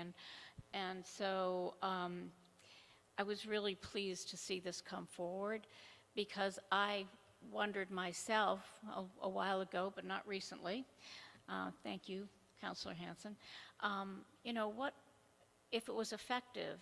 And there was debate at the time that this came forward whether we could do it during inspections as opposed to time of sale. And you can imagine, the rest of the council can imagine, that there was real pushback at doing this any other time besides when a property changed hands, which is unfortunate. But that was a different time, and climate change, although occurring, was not a topic that people discussed on a regular basis. So I'm really interested, once we get this information, if you and others who know more than I, if you would see any way that we could be more effective with a different type of scenario that would include other times besides just time of sale. So I just want to be really clear there that I'm very interested in how we can get greater compliance. I was just talking to a property owner, an investment property owner, who told me that he just bought a property that had 20 units or 18 units, and 6 of them didn't really have any heat, that the residents were given space heaters to heat their unit. And so, he was talking himself up, saying that, I've made them better, which is fine, thank you for making them better. But, I'm well aware that there are lots of places in Burlington and throughout the state that are in similar situations. Worked with someone at the hospital who just new employee who lives up in Milton. Once again, same scenario. She slept in her kitchen with a space heater all winter because her apartment was so cold. So these are real issues, quality of life, but certainly environmental. We're wasting energy.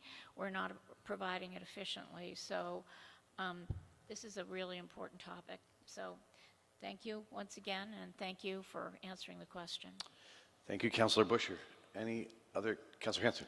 Yeah, I would just say, and thank you for that, Councilor Busher, and I think there's a lot of work that needs to be done. That's kind of the point of this, is to start to get a baseline understanding of what work has been done and where we are, so that we can move forward and do better and expand and create stronger policies going forward. And I'll be speaking a lot more to this as we continue to work on this issue. But I would just say that your concerns that you brought up are extremely real, and this was one of the biggest things that I noticed going door to door, is just because I was going door to door in the dead of winter, and a lot of the conditions that folks were living in were totally untenable, and people were spending $300 a month on top of rent and struggling to pay for heating, living in inadequate temperatures, and contributing to climate change, which they did not want to do, of course. So that's some of the context of this resolution. Thank you. Thank you, Councilor Hanson. Mr. Mayor? Thanks, President Wright. I just wanted to note, thank you, first of all, Darren, for your input and clarification on what's, how to get to this to a point where it's a resolution I'm happy to support. I will say, I think it's important for the council to be aware and the public to be aware, on the June 11th Housing Summit, is one of the breakout workshops is a focus on doing what we can to address this split incentive issue, whereby there is a real disconnect. It's one of the hardest to reach areas of weatherization for the city historically has been these areas where landlords do not pay the utilities and are therefore not incented to weatherize their properties. BD's record on this in recent years, last few years, has actually been we've actually broken through to this population in a way that I think the utility had struggled on. We've offered major incentives to landlords, working with Vermont Gas, and I think have done better reaching this population than we have with that sort of carrot approach in recent years. However, Gen Green, this is an issue explicitly that Gen Green has been focused on for probably about 6 months or so, I'd say, Darren, is that right? Even longer. I think we've been talking about it for a year or more. So, I mean, that should make a response to this item easy. But this is something that the department has been on, the sustainability coordinator has been working on for months. And for that reason, on June 11th, we are planning on advancing the policy discussion on this issue and possibly other areas of addressing the split incentive. So happy to respond in July, but we should be well down the road of reforming this issue with the June 11th discussion is the idea. Thank you, Mr. Mayor. Councilor Hanson? I forgot to say, I wanted to say thank you to Darren Springer and the rest of the team at Burlington Electric Department for collaborating on this and for doing this work going forward. Really appreciate that, and yeah, really look forward to discussing the issue further at the Housing Summit on June 11th. I'll be sure to make it. I think we're all set. Mr. Springer, again, thank you for being here to answer questions. All those in favor of passage of the revised resolution, please say aye. Aye. Any opposed? That passes unanimously. We will now move on to item number 6, which is committee reports. Any committee chair that would like to report on committee activity? Councilor Mason. Councilor Tracy.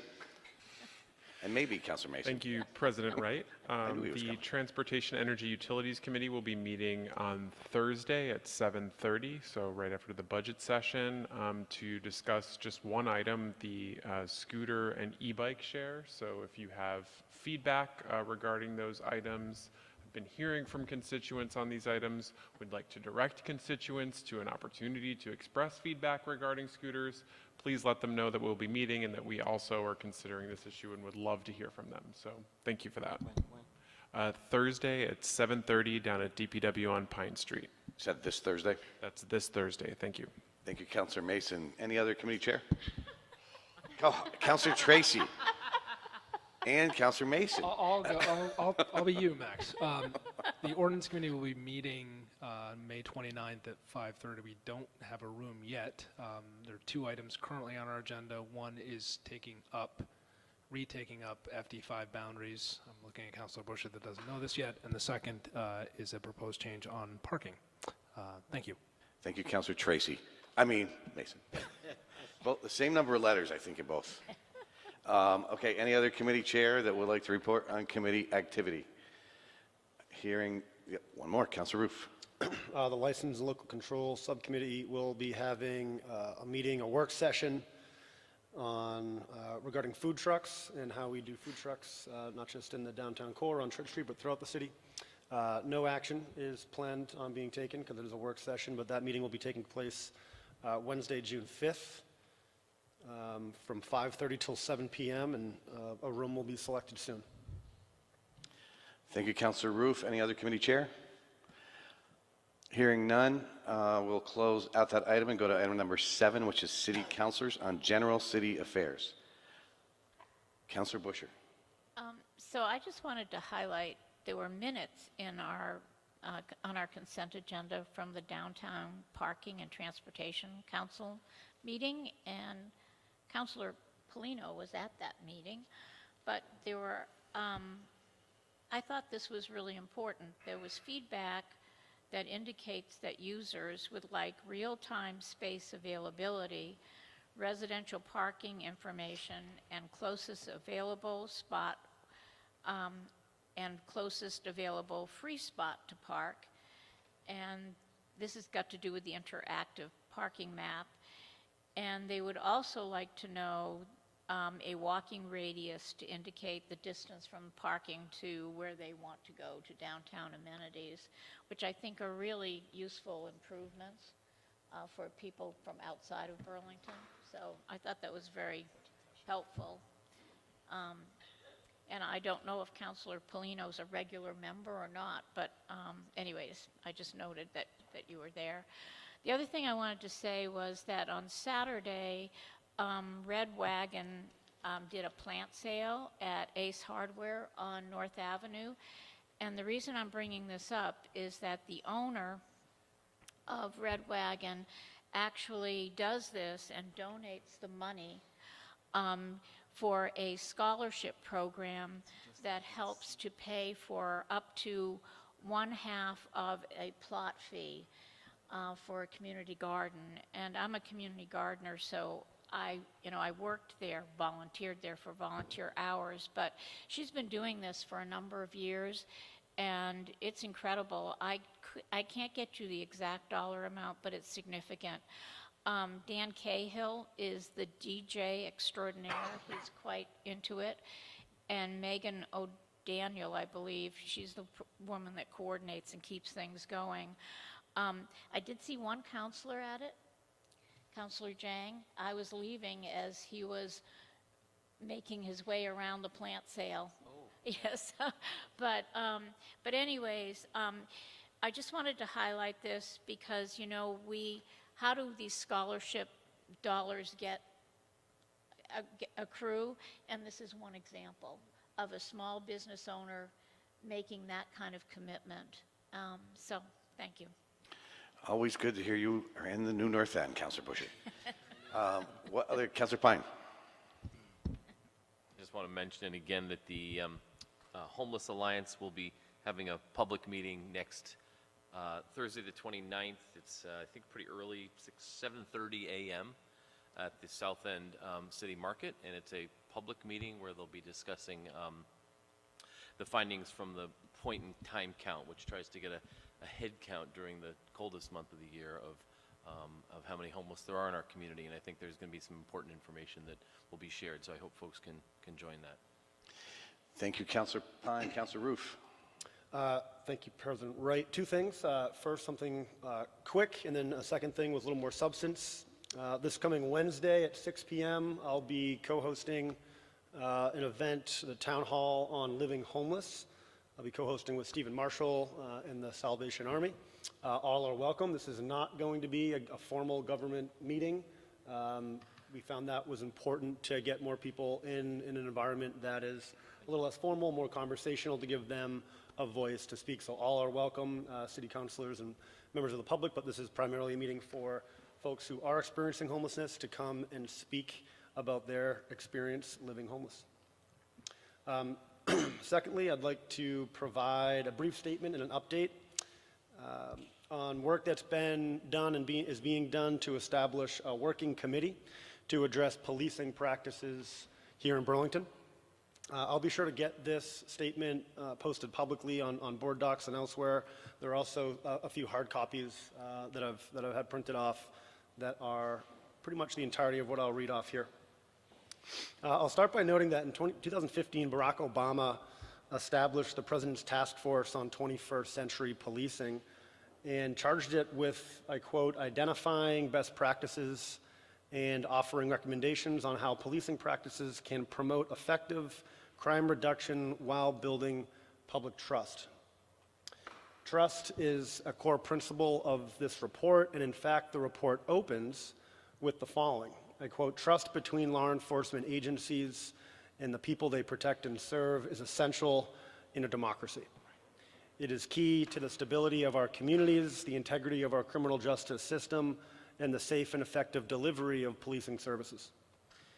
This report and its principles have been a point of truth and source of guidance for communities across the country as they innovate towards progressive policing practices in line with the needs and realities of a complex 21st century. Burlington has been one of the many communities across the world that has invested in these principles while striving to modernize our policing practices.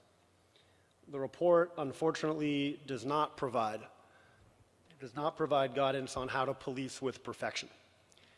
No police service, in fact, is flawless, and improving community policing practices requires, perpetual commitment.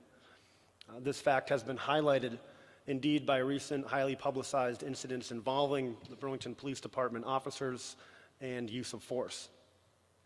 In an initial response to these instances, the City Council called on our police chief, Brendan Del Pozo, to come and speak with us and present at our meeting on May 13th.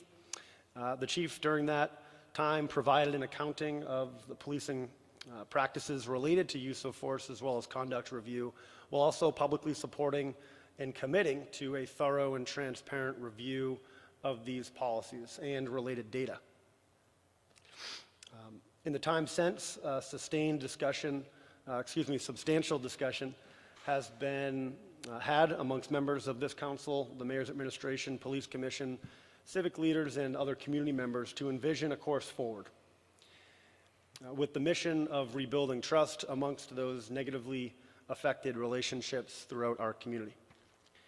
So the following has been discussed and will hopefully or likely garner support from a majority at this council in a forthcoming vote by resolution.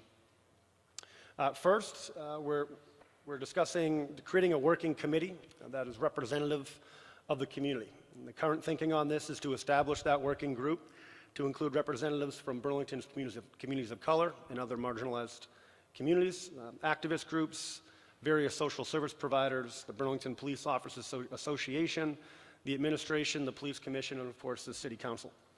This committee will likely be about 13 to 17 members in size, which is a size in line with best practices nationally.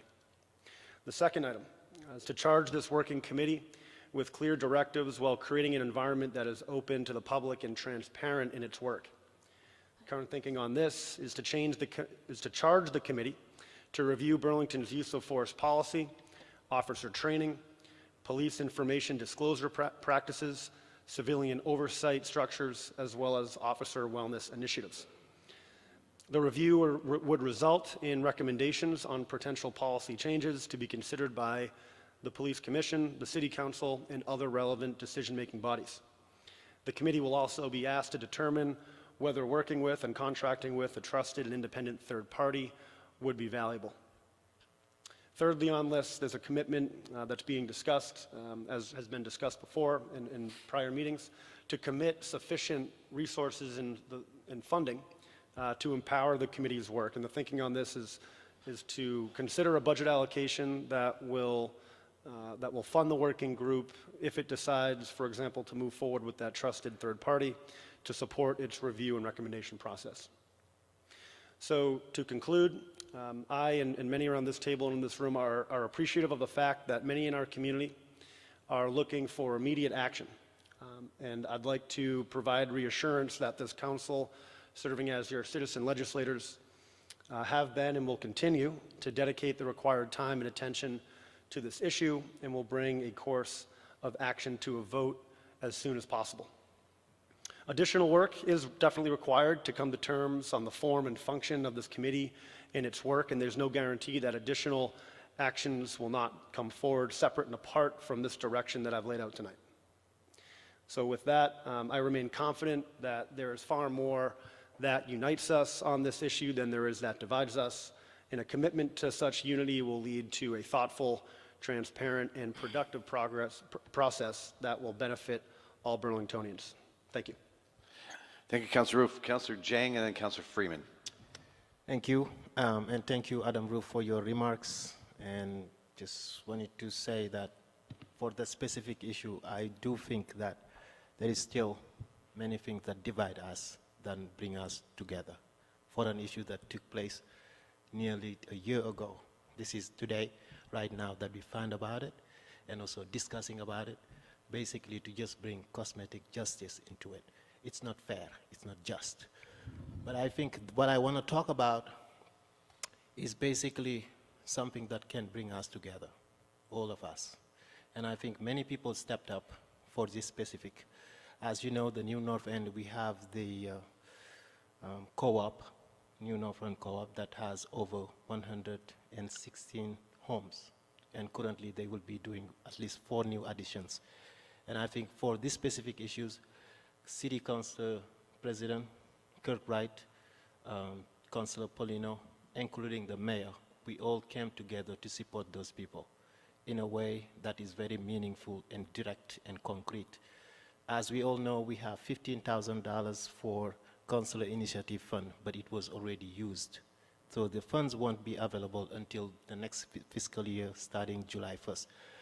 The people of the New North End co-op could not wait until then because they will be on vacation, reason why they want to do their dumpster day event on June 1st. So they're looking for volunteers, and we will be sending an invitation via Front Porch Forum and all of that. But what I'm saying here is it is just incredible when people come together to support an organization that's been working together by themselves. But I think now we have a new line of communication of getting things done. Thank you. Thank you, Councilor Jang. Councilor Freeman. Thank you, President Wright. I wanted to really commend a lot of people's work around this table to address the policing issue, and just to commend the work that Councilor Roof has been doing and the work that you've done to prepare that statement and sort of bring a lot of people together. I also wanted to speak to just that there were myself and others working with community members and with a lot of councilors just to address some of those immediate needs, especially that, you know, Black Lives Matter Greater Burlington has brought forward.